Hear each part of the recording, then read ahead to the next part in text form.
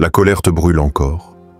Et même si la dispute est terminée, quelque chose en toi reste brisé. Les phrases prononcées tournent en boucle dans ta tête. Tu rejoues la scène encore et encore, en te disant que tu aurais dû répondre autrement, ou que l'autre n'aurait jamais dû te parler ainsi. Et là, ton cœur est lourd, comme si un poids invisible t'écrasait. Ce que je vais te dire maintenant ne peut pas attendre. Parce que rester avec cette blessure, c'est comme laisser une plaie ouverte. Plus tu la laisses, plus elle s'infecte. Et Dieu ne veut pas ça pour toi. Il veut te donner sa paix. Pas une paix fragile qui dépend des circonstances, mais une paix profonde, solide, qui tient même quand tout autour est encore agité. Je sais, tu as peut-être raison dans cette histoire. Tu as peut-être été blessé injustement. Mais je vais te dire quelque chose que j'ai appris. Parfois, le plus grand combat n'est pas de prouver qu'on a raison. C'est de protéger la paix de notre cœur. Aujourd'hui, Dieu t'appelle à lui donner cette colère, cette frustration, cette douleur. Tu n'es pas obligé de porter ça seul. Il est là et sa main est tendue vers toi maintenant. Écris en commentaire « Je choisis la paix ».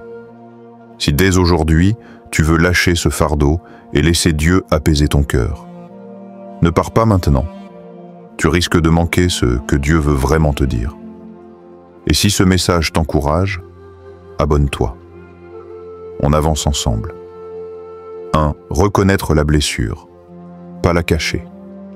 Tu sais, longtemps, j'ai cru que la bonne réaction après une dispute, c'était de tout enfouir et de faire comme si de rien n'était. Comme si le fait de ne plus en parler allait faire disparaître la douleur. Mais en réalité, j'ai découvert que quand tu caches une blessure, elle ne guérit pas. Elle s'enracine. Un jour, j'ai eu une grosse tension avec un ami proche. On s'était mal compris, et des mots un peu durs ont été échangés. Sur le moment, j'ai fait semblant que tout allait bien. J'ai même continué à sourire, à discuter comme si de rien n'était. Mais le soir, seul dans ma chambre, j'avais le cœur lourd. Et c'est là que Dieu m'a parlé doucement. Ne cache pas ce que tu ressens, donne-le-moi. La Bible dit dans Psaume 34, 19, « L'Éternel est près de ceux qui ont le cœur brisé, et il sauve ceux qui ont l'esprit abattu. » Ça veut dire que Dieu ne s'éloigne pas quand ton cœur est blessé. Au contraire, il s'approche. Mais pour qu'il entre, il faut lui ouvrir la porte.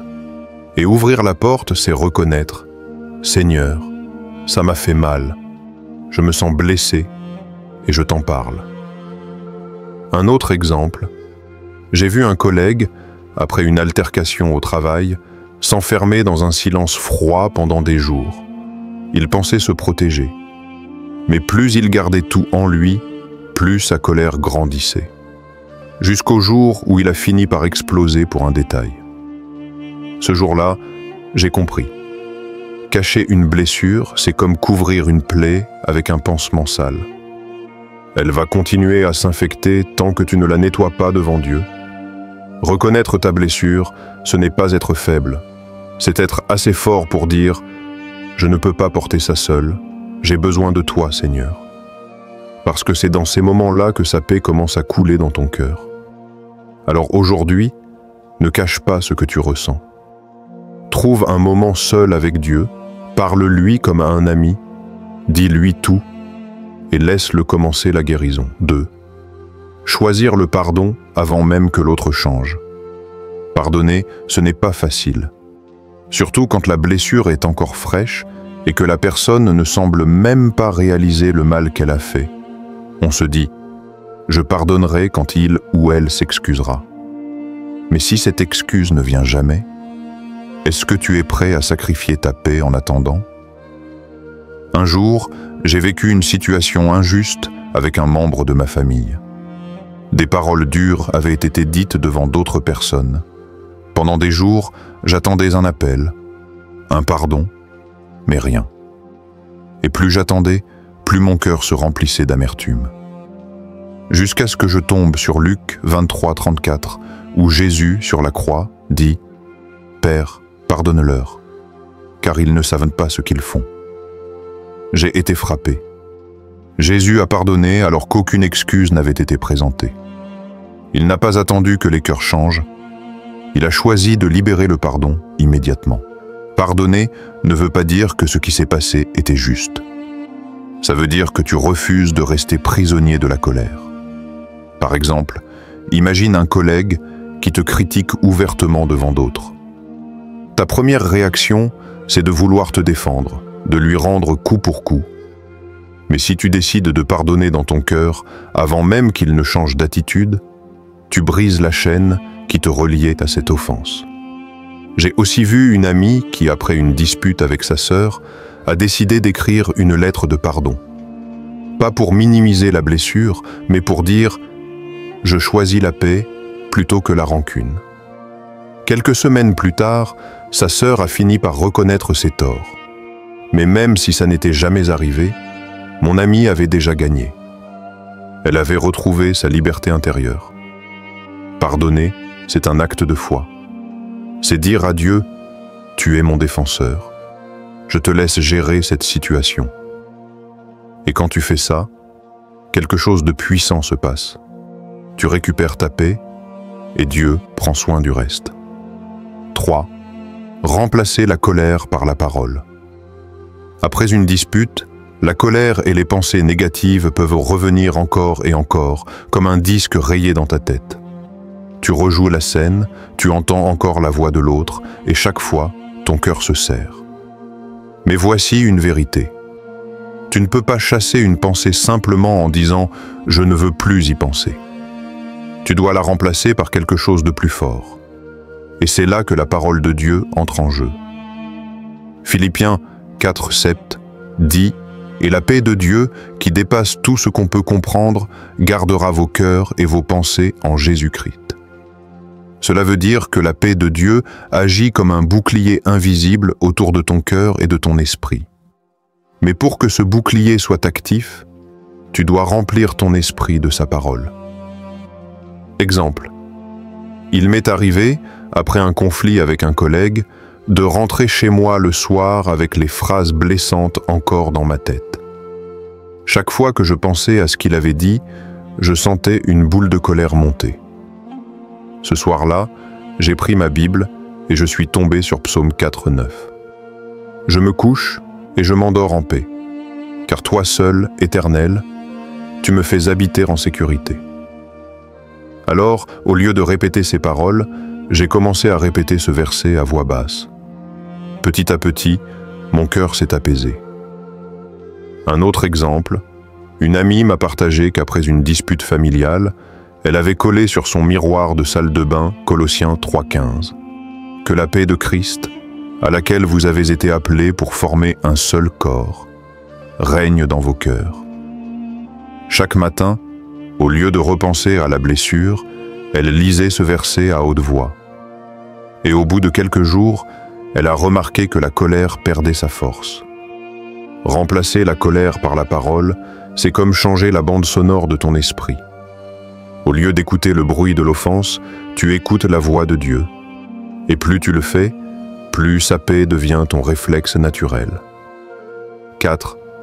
Chercher la présence de Dieu, pas la justification. Après une dispute, notre réflexe naturel, c'est souvent de vouloir se justifier. On repense aux arguments qu'on aurait pu utiliser, aux phrases qui auraient mieux défendu notre point de vue. On veut prouver qu'on a raison, mais tu sais quoi? Même si tu arrives à convaincre l'autre que tu as raison, ton cœur peut rester en désordre si tu n'es pas allé chercher la présence de Dieu. Il y a quelques années, j'ai eu un désaccord assez vif avec quelqu'un de mon église. Pendant plusieurs jours, je préparais dans ma tête le discours parfait pour lui montrer que j'avais raison. Mais à chaque fois que je priais, je sentais que Dieu me disait « Laisse tomber tes arguments, viens juste rester avec moi ». Au début, c'était frustrant. Mais un soir, j'ai pris ma guitare et j'ai commencé à chanter un cantique. Au bout de quelques minutes, mes pensées sur la dispute ont disparu, remplacées par un profond sentiment de paix. La présence de Dieu avait calmé la tempête en moi, sans que la situation soit encore réglée.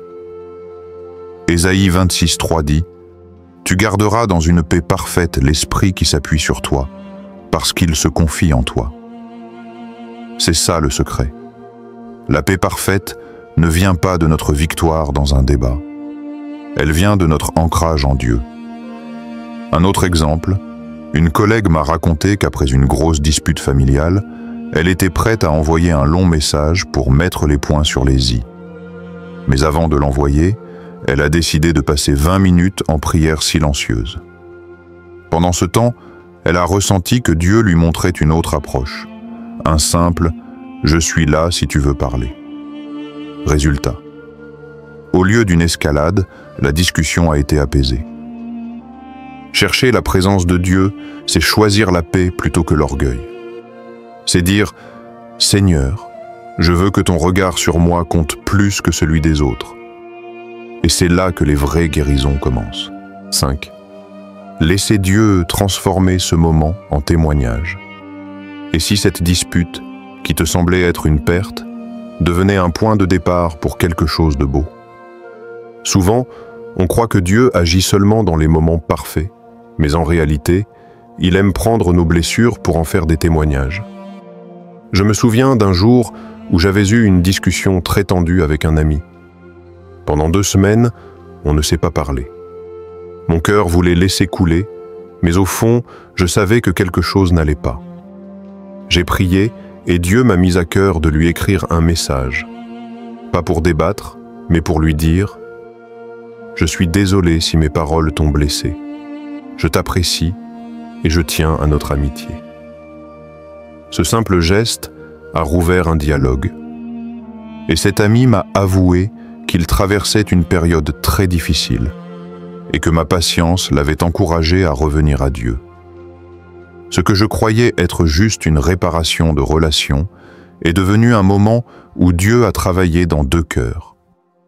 Romains 8:28 nous rappelle « Nous savons que toutes choses concourent au bien de ceux qui aiment Dieu. » Ça veut dire que même les disputes, si elles sont déposées entre ses mains, peuvent devenir des outils pour son plan.